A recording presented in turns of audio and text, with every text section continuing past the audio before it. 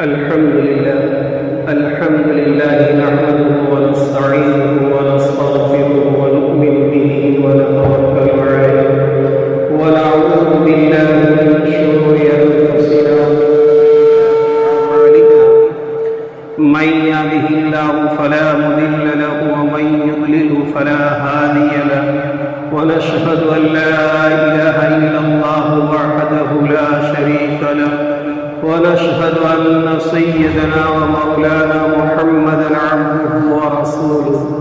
أرسله بالحق بشيرا ونذيرا وداعيا إلى الله بإذنه وسراجا منيرا وصلى الله تعالى عليه وعلى آله وصحبه وبارك وسلم تسليما كثيرا أما بعد فقد قال الله سبحانه وتعالى في الكلام المجيد والفرقان الحميد أعوذ بالله من الشيطان الرجيم بسم الله الرحمن الرحيم ولا تقولوا لمن يقتل في سبيل الله أموات بل أحياء ولكن لا تشعرون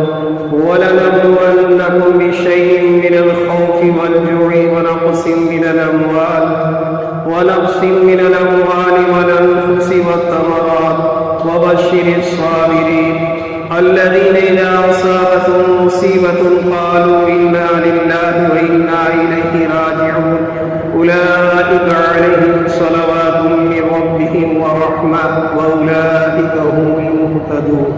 صدق الله العلي العظيم گرامی قدر سامعین، گزشتہ جمعہ حضرت امام حسین رضی اللہ تعالیٰ عنہ کے قصے کے متعلق کچھ گزارشات چل رہی تھی۔ بات وہاں پہنچی تھی کہ حضرت امیر معاویہ رضی اللہ تعالیٰ عنہ نے اپنے بیٹے یزید کو ولی عہد بنایا۔ اس کے بعد کچھ اختلافات ہوئے، اس میں کبار صحابہ اور اسی طریقے سے حضرت حسین رضی اللہ تعالیٰ عنہ مجمعین کا کچھ اختلاف تھا۔ اور جب سن ہجری 60 میں حضرت امیر معاویہ رضی اللہ تعالیٰ عنہ کا انتقال ہو گیا اور اس کے بعد یزید جب بادشاہت پر آ چکا، یعنی امارت اور حکومت سنبھال لی، تو اختلاف اور انتشار اور بڑھ گیا۔ اس کے بعد چنانچہ حضرت حسین رضی اللہ تعالیٰ عنہ پر عراق سے وفود جماعتیں آنے لگی اور اسی کے ساتھ ساتھ اہل عراق اور کوفہ سے خط آنے لگے کہ ہم یزید کی امارت کو اور ان کے خلیفہ ہونے کو تسلیم نہیں کرتے ہیں، آپ تشریف لے آئیے، ہم آپ کے ہاتھ پر بیعت کریں گے اور ہم آپ کو امیر اپنا بنائیں گے۔ جب حضرت امام حسین رضی اللہ تعالیٰ عنہ نے یہ دیکھا اور دیکھا کہ اہل حجاز کی طرح عرب میں بھی چونکہ بڑے بڑے صحابہ کرام اور اہل حل و عقد یہ یزید کی خلافت کو تسلیم نہیں کرتے تھے۔ وجہ اس کی یہ تھی کہ یزید سے باصلاحیت اور بڑے بڑے صحابہ، چونکہ یزید تو صحابی کی اولاد ہے، یزید صحابی نہیں تھے، اور صحابہ بھی موجود ہیں اور بڑے بڑے سمجھدار لوگ موجود ہیں، اور ان کو اگر خلیفہ ہم تسلیم کر لیں گے اور خلیفہ مان لیں گے تو جو اسلامی احکام ہے اور جو اسلامی اصول و شرائط ہے، اس اعتبار سے ہو سکتا ہے کہ یزید حکومت کو نہیں چلائیں گے، اس کے لیے انہوں نے ان کی بیعت سے انکار کر دیا۔ اب حضرت حسین رضی اللہ تعالیٰ عنہ نے یہ دیکھا کہ بڑے بڑے صحابہ بھی حجاز میں سے ان کی خلافت کے قائل نہیں ہیں اور اہل عراق بھی قائل نہیں، صرف اور صرف اس کی حکومت کے اور خلافت کے قائل جو تھے وہ اہل شام تھے، اور چونکہ شام یزید کے ہاتھ پر بیعت کرنے سے وہ مسلم طریقے سے امیر المسلمین نہیں بن سکتا ہے۔ اس لیے حضرت حسین رضی اللہ تعالیٰ عنہ نے توقف کرتے ہوئے یہ فرمایا کہ اسلامی خلافت تو مشہور سے طے ہوتی ہے، اور اگر یہ غلط رواج قائم ہو گیا کہ خلافت تخت نشینی کی طرح ہو جائے اور باپ داداؤں کے بعد سنبھالنے والا مسئلہ ہو جائے، تو اسلام کے اندر یہ غلط تصور قائم ہو جائے گا کہ خلافت کا طریقہ یہ بھی ہے کہ باپ کے انتقال کے بعد ان کا بیٹا حکومت سنبھالے گا، تو یہ بھی امیر المومنین اور خلیفۃ المسلمین کہلائے گا۔ چونکہ یہ خلاف شرع اور اسلامی قانون کے خلاف تھا، اس لیے حضرت امام حسین رضی اللہ تعالیٰ عنہ نے اس کو تسلیم نہیں کیا اور یہ طے کر لیا کہ اگر جان کی قربانی دینا پڑے تو جان کی قربانی تو دے سکیں گے، لیکن یہ ہے کہ اسلام پر آ جائے اور اسلامی احکام پر آ جائے، یہ ہو نہیں سکتا ہے۔ یہاں سے شدید اختلاف ہوا۔ اب کوفہ والے حضرت امام حسین رضی اللہ تعالیٰ عنہ کو بلا رہے اور بار بار ان کے خط آ رہے اور گروپ اور جماعتیں آ رہی ہیں کہ ہمارا کوئی امیر نہیں ہے اور کوئی امام نہیں ہے، آپ کوفہ آ جائیے، ہم آپ کے ہاتھ پر بیعت کر لیں گے اور ہم آپ کو اپنا امیر اور خلیفہ تسلیم کر لیں گے۔ جب بہت خطوط آئے اور بہت سے وفود آئے تو حضرت امام حسین رضی اللہ تعالیٰ عنہ نے یہ مناسب سمجھا اور شریعت کے اصول کو دیکھتے ہوئے یہ طے کیا کہ جب ان لوگوں کی اتنی چاہت اور ان کا اتنا بار بار آنا اور یہ کہنا کہ ہمارا یا کوئی امیر نہیں ہے، کوئی خلیفہ نہیں ہے، ہمیں کوفہ جانا چاہیے، آپ نے کوفہ جانے کا ارادہ کیا۔ ساتھیوں نے منع کیا اور چونکہ جانتے تھے حضرت علی کے ساتھ جو معاملہ ہوا تھا، اس لیے تو لوگوں نے حضرت امام حسین کو منع کیا، لیکن چونکہ ایک دینی ضرورت تھی اور شریعت کا حکم تھا تو حضرت امام حسین نے دینی ضرورت کو مقدم رکھتے ہوئے کوفہ جانے کا ارادہ کیا۔ لیکن کوفہ جانے سے پہلے ساتھیوں کی رعایت کرتے ہوئے یہ طے کیا کہ اپنے چچا زاد بھائی حضرت مسلم ابن عقیل رضی اللہ تعالیٰ عنہ کو کوفہ بھیجا اور فرمایا کہ آپ خود جائیے اور جا کے کوفہ کے حالات کو معلوم کریں کہ کوفہ والے کیا چاہتے ہیں اور کوفہ کے اندر کیا بات چیت چل رہی ہے اور یزید کے متعلق کیا گفتگو ہو رہی ہے اور ان کی خلافت کے متعلق اہل عراق کیا سوچتے ہیں۔ آپ جا کر پہلے جائزہ لے لیجئے اور اندرونی حالات معلوم کر لیجئے، اس کے بعد مجھے کوفہ آنا ہے یا نہیں آنا ہے یہ میں طے کرتا ہوں۔ لہذا حضرت مسلم ابن عقیل رضی اللہ تعالیٰ عنہ کوفہ تشریف لے گئے۔ جب آپ کوفہ تشریف لے گئے تو کوفہ والوں نے آپ کا بہت ہی بڑا استقبال اور اکرام اور احترام کیا۔ سوچ نہیں سکتے تھے اتنا اکرام کوفہ والوں نے آپ کا کیا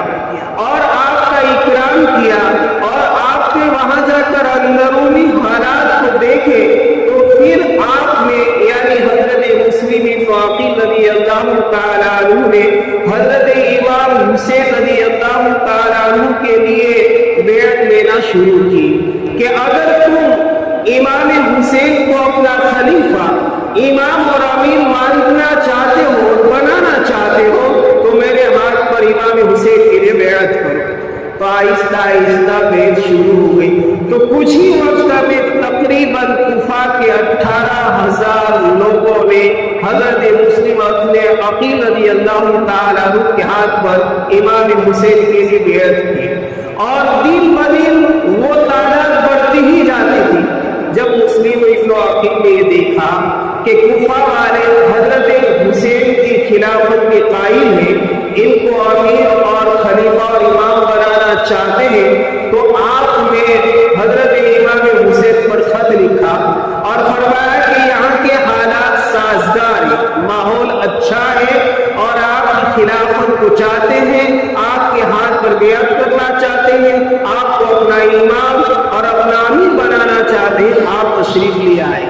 لہذا حضرت مسلم ابن عقیل رضی اللہ تعالیٰ عنہ نے خط بھیج دیا مکہ المکرمہ حضرت امام حسین رضی اللہ تعالیٰ عنہ کے ہاں۔ جب حضرت امام حسین رضی اللہ تعالیٰ عنہ کے یہاں خط پہنچتا ہے یا حالات تبدیل ہو جاتے ہیں۔ اب حالات کیسے تبدیل ہوتے ہیں؟ تو یزید کو شاہی جاسوسوں کے ذریعے سے یہ بات پتہ چلی کہ کوفہ کے اندر مسلم ابن عقیل امام حسین کے لیے بیعت لے رہے ہیں اور کوفہ والے حضرت امام حسین کو اپنا خلیفہ تسلیم کرنا چاہتے ہیں۔ جب شاہی جاسوس نے یزید کو یہ پیغام پہنچایا تو علم فور یزید نے مشورہ طلب کیا اور مشورہ طلب کرتے ہوئے بصرہ میں عبید اللہ ابن زیاد کے نام پر خط لکھا اور خط لکھنے کے بعد یہ کہا کہ فی فور آپ بصرہ سے کوفہ جائیے اور کوفہ جا کر سب سے پہلے مسلم ابن عقیل کو گرفتار کر دیجیے اور ان کو شہر بدریا کر دیجیے، یعنی کوفہ سے نکال دیجیے، اور اگر وہ نکالنا نہیں چاہتے ہیں تو ان کے ساتھ قتال اور جنگ شروع کر۔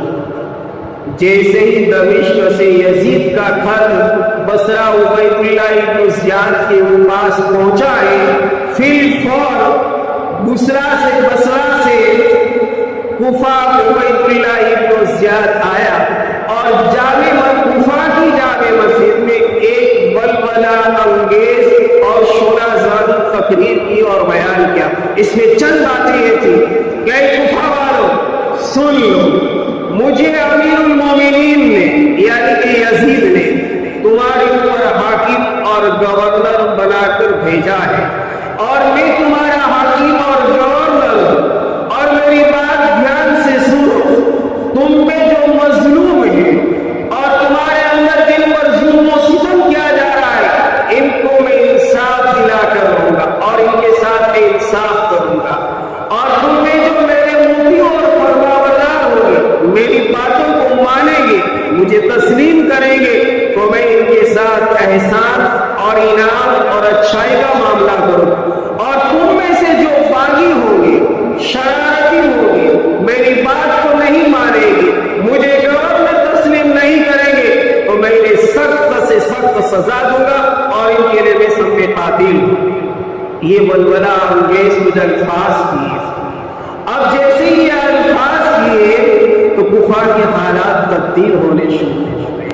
کیسے تبدیل ہوئے؟ جو لوگ حضرت مسلم ابن عقیل رضی اللہ تعالیٰ عنہ کے ہاتھ پر بیعت کر چکے تھے اور آپ کے ہاتھ پر بیعت کرتے ہوئے یہ بات کہہ رہے تھے کہ امام حسین رضی اللہ تعالیٰ عنہ کو بلائیے، ہم ان کے ہاتھ پر بیعت کر کے ان کو اپنا امیر اور خلیفہ تسلیم کریں گے اور ہم ان کو اپنا امیر المومنین مانیں گے۔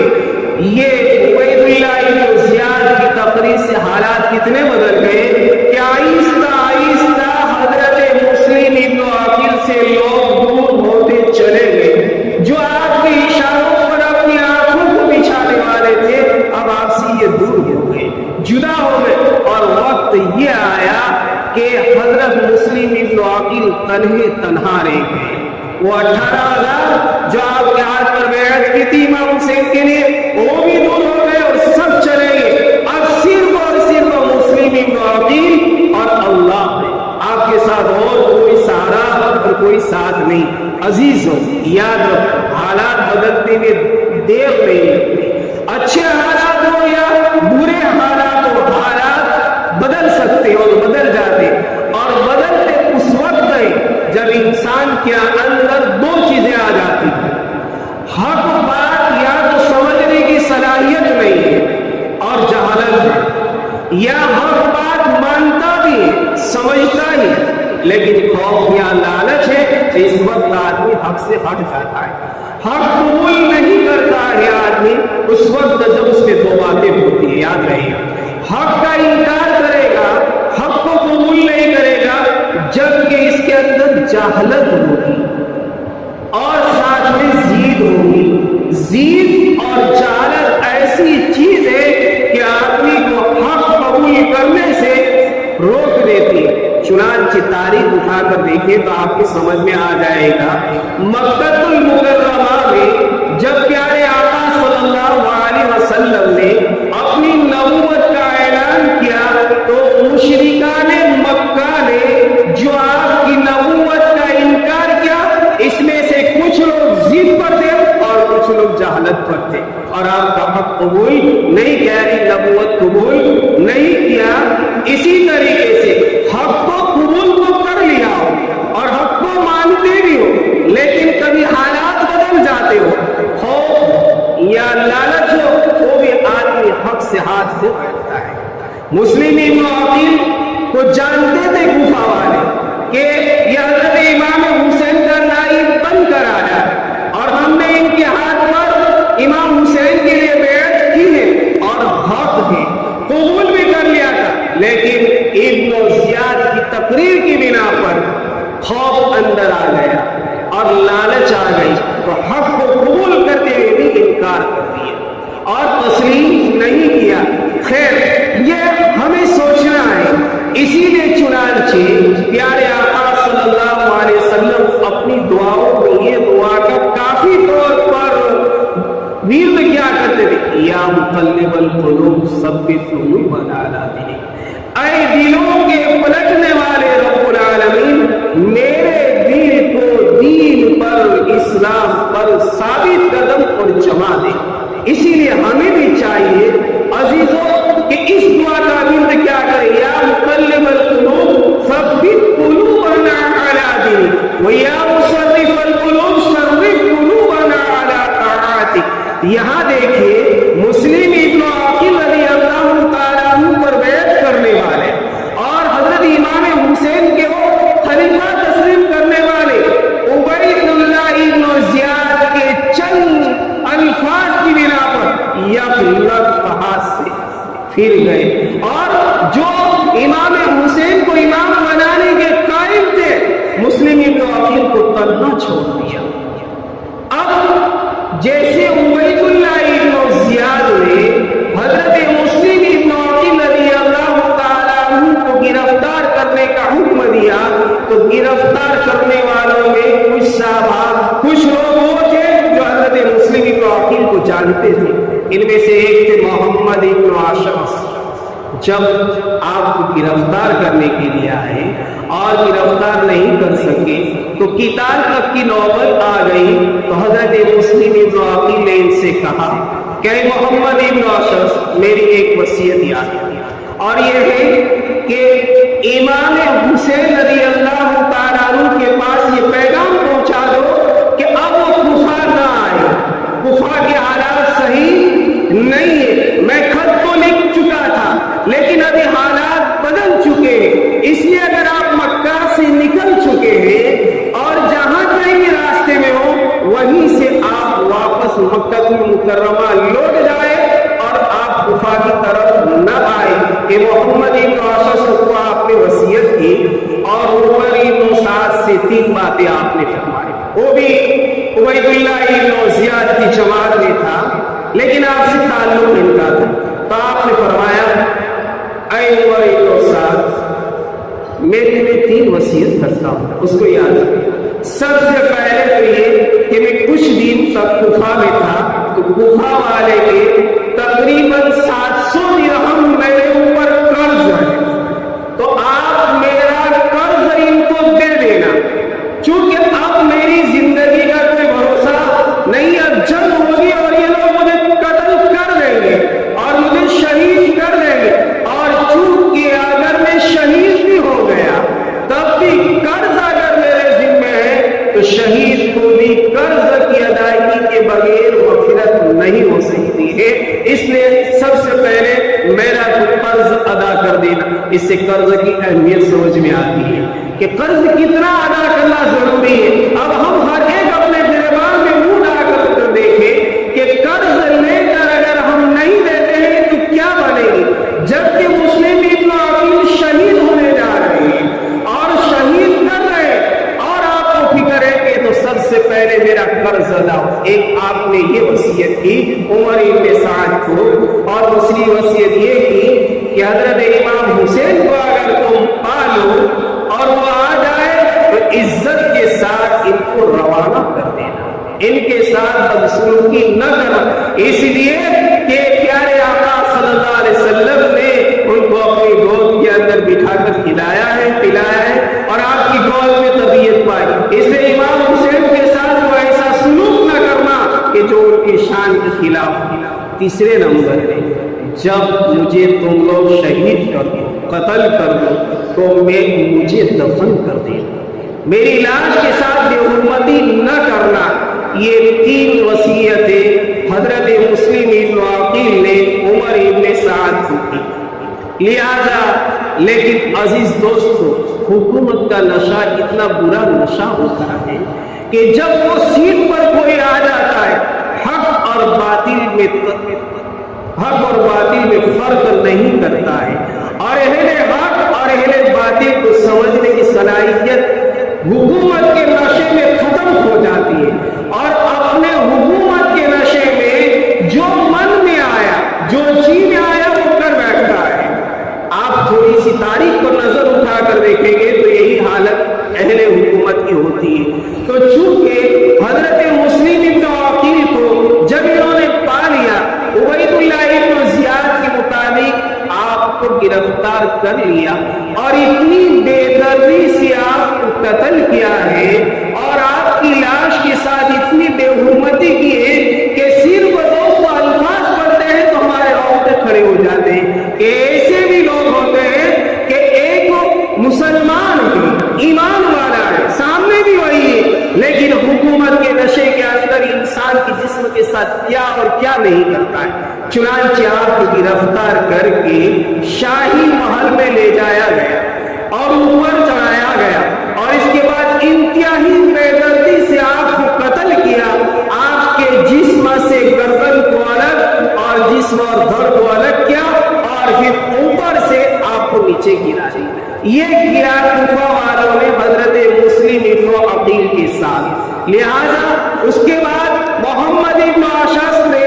حضرت حسین کو جو پیغام پہنچانا تھا جب پہنچایا تو آپ مکہ سے تقریباً کوفہ کے قریب مقام ثعلبہ میں پہنچ چکے تھے۔ جب وہاں پر پہنچے تو محمد ابن اشعث نے یہ کہا کہ مسلم ابن عقیل کا آپ کو یہ پیغام ہے اور یہ بات کہی ہے کہ آپ یہاں سے سیدھے مکہ روانہ ہو جائے، کوفہ نہ آئے، اس لیے کہ کوفہ کے حالات بدل چکے۔ جب یہ پیغام حضرت مسلم ابن عقیل کا محمد ابن اشعث کے واسطے سے پہنچا تو آپ نے قافلہ والوں سے مشورہ کیا کرنا چاہیے اور فرمایا کہ دیکھو اب کوفہ جانا مناسب نہیں ہے، اس لیے کہ ہمارا مقصد کوفہ جانے کا تھا اور ہم جو چاہتے تھے کہ اسلامی احکام کو نافذ کریں گے اور صحیح خلافت نافذ ہو جائے گی اور یہ یزید سے مصیبت ٹل جائے گی، اس کے لیے ہم نے کوفہ کا ارادہ کیا تھا، لیکن ابھی حالات بدل چکے ہیں، مسلم ابن عقیل کے ساتھ یہ معاملہ ہو چکا ہے، اس لیے اب ہمیں کوفہ نہیں جانا چاہیے۔ لہذا حضرت امام حسین رضی اللہ تعالیٰ عنہ نے اپنے ساتھیوں سے مشورہ کیا، تو چونکہ اس قافلے میں حضرت مسلم ابن عقیل کے اولاد اور ان کے بھائی وغیرہ بھی تھے، تو انہوں نے کہا کہ امام حسین اب تو کچھ بھی ہو جائے ہم اپنا حق لے کر رہیں گے، اگر عزت سے جیئیں گے تو جی لیں گے ورنہ جام شہادت پی لیں گے، ہمیں مسلم ابن عقیل کا قصاص لینا ہی ہے، بدلہ لینا ہی ہے، اب ہم واپس جا نہیں سکتے۔ جب حضرت مسلم ابن عقیل کی اولاد اور ان کے بھائیوں کا یہ مشورہ ہوا اور حضرت امام حسین کو کہا کہ ہم تو اپنے بھائی کا اور اپنے باپ کا قصاص لے کر ہی رہیں گے، اب ہم چاہے زندہ رہیں تو رہیں لیکن عزت سے جیئیں گے ورنہ جام شہادت کی لیں گے۔ امام حسین کے سامنے جب یہ بات آئی تو آپ نے سوچا کہ اب زندگی میں کوئی خیر اور بھلائی نہیں ہے، اب نہ زندہ رہنے میں کوئی ایسا لطف نظر آ رہا ہے کہ جس سے اسلام کے احکام کو زندہ کرے، اور نہ ایسا سکون نظر آ رہا ہے کہ شریعت پر از خود عمل کرے، اب جو ہونا ہے ہو گیا، چلو آگے قافلہ روانہ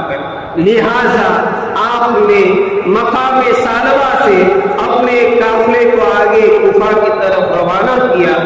जब करीब करीब जी हशमा के करीब पहुंचे, ये भी कुफा के करीब था, तो वहां पर मुल्क शाम से हुर इब्न यजीद शामी 1000 के लश्कर को आकर हजरत इमाम हुसैन को गिरफ्तार करने के लिए आ गए। और हजरत इमाम हुसैन रज़ी अल्लाह तआला अन्हु को गिरफ्तार करना चाहा, तो आपने हुर इब्न यजीद से चंद बातें की और ये फरमाया कि देखो, कुफा आने का मकसद हमारा कोई अमारत और खिलाफत का नहीं है, बल्कि अहले कुफा के कई खुतूत हम पर आए हुए हैं और यह नहीं कि कई वफूद आए थे कि आप हमारे यहाँ आ जाइए, हमारा कोई अमीर नहीं है, हमारा कोई इमाम नहीं है, तो मैं तो कुफा वालों के बुलाने की बिना पर आया हूँ। मैं आज खुद नहीं आया हूँ, मुझे बुलाया गया था और मेरे पास सबूत के तौर पर इनके खुतूत भी है और खुतूत में क्या लिखा हुआ है ये पढ़ लो। हुर इब्न यजीद के साथ ये बात रखी और फरमाया कि कुफा वालों ने बुलाया, अगर अब तुम नहीं चाहते हो तो मैं वापस चला जाऊं। हुर इब्न यजीद ने कहा कि हमें कोई इल्म नहीं है कि कुफा वाले ने आप पर सबूत लिखे हैं और आपके पास आए हैं, हमें उससे कोई सरोकार नहीं है और ना हम लिखने वाले हैं और ना हमें मालूम है। और तीसरे नंबर में यह है कि हमें तो अमीर ने हुक्म दिया है कि आप जहां नहीं भी हो आपको हम गिरफ्तार कर लेंगे, हम आपको जाने नहीं देंगे। हजरत इमाम हुसैन रज़ी अल्लाह तआला अन्हु ने कहा कि अगर इस तरह तुम मुझे गिरफ्तार करके यजीद के पास ले जाना चाहते हो और यजीद के हाथ पर बैत करवाना चाहते हो, तो ये तो नामुमकिन है कि मैं बातिल के ऊपर बैत करूं और तस्लीम करूं। और इस तरह अगर मैं तस्लीम कर लूंगा तो मेरे नाना जान ने जिस शरीयत को फैलाया था उसका हक अदा नहीं हो सकता है। अगर जान जाए तो मैं जान देने के लिए तैयार हूं। हुर इब्न यजीद को आपने जब ये कहा तो हुर इब्न यजीद ने कहा कि मुझे किताल का हुक्म नहीं है आपके साथ, मुझे तो ये हुक्म दिया गया है कि मैं आपको गिरफ्तार करके कैद करके अमीर के पास पहुंचा दूं। हुर इब्न यजीद ने ये कहा तो आपने कहा तो फिर मेरे लिए रास्ता हमवार कर दीजिए कि मैं बराए रास्ता यजीद की मुलाकात करूं। कहा कि ये भी नहीं हो सकता है। तो फिर आपने कहा कि जंग के लिए तैयार हो जाए, तो कहा कि जंग का हुक्म मुझे नहीं है, लेकिन अगर जंग होगी तो आप मारे जाओगे, आप कत्ल किए जाओगे। इमाम हुसैन ने फरमाया कि क्या तुम हमको मौत से डराते हो और क्या ये चाहते हो कि हम मौत से डर जाएंगे? तो हुर इब्न यजीद सुन ले, मैं आपको वही पैगाम दे रहा हूं और वही बात कह रहा हूं कि प्यारे आका सल्लल्लाहु अलैहि वसल्लम की खिदमत में एक साहबी निकले थे और इनके भाई ने इनसे कहा था कि आप कहां जा रहे हो, क्या करने जा रहे हैं? तो उन्होंने जो अल्फाज कहे थे हुर इब्न यजीद, मैं भी वही अल्फाज पूछेंगे, साअमज़ी, मैं तो कर गुजरूंगा, वमा बिल मौत यारुल फता। और याद रखो जवानों के ऊपर मौत का खौफ और डर नहीं होता। इज़ा नवा खैरन फकातल मुस्लिम, जबकि नीयत इनकी साफ हो और मुसलमान होकर जिहाद करे, मेरी नीयत भी साफ है और मैं इरादा हक का करके आया हूं और मैं मौत से नहीं डरता। और सुन हुर इब्न यजीद, फइनिश्तो लमंत वइनुत्तो लमुलम वकफा बिका जुल्लन तईशा वततमा। सुन, अगर मैं जिंदा रहा शहादत के जंग करते हुए और लड़ते हुए तो मुझे कोई नदामत नहीं, और अगर मैं शहीद हो गया तो मुझे कोई मलामत नहीं। लेकिन हुर इब्न यजीद, कफा बिका जुल्लन अन तईशा वतरगमा, लेकिन जंग हुई और मैं शहीद हो गया तो हमेशा के लिए तुम्हारी जिल्लती और रुसवाई होगी और तुम्हें जिल्लत और रुसवाई के साथ दुनिया में जिंदा रहना पड़ेगा।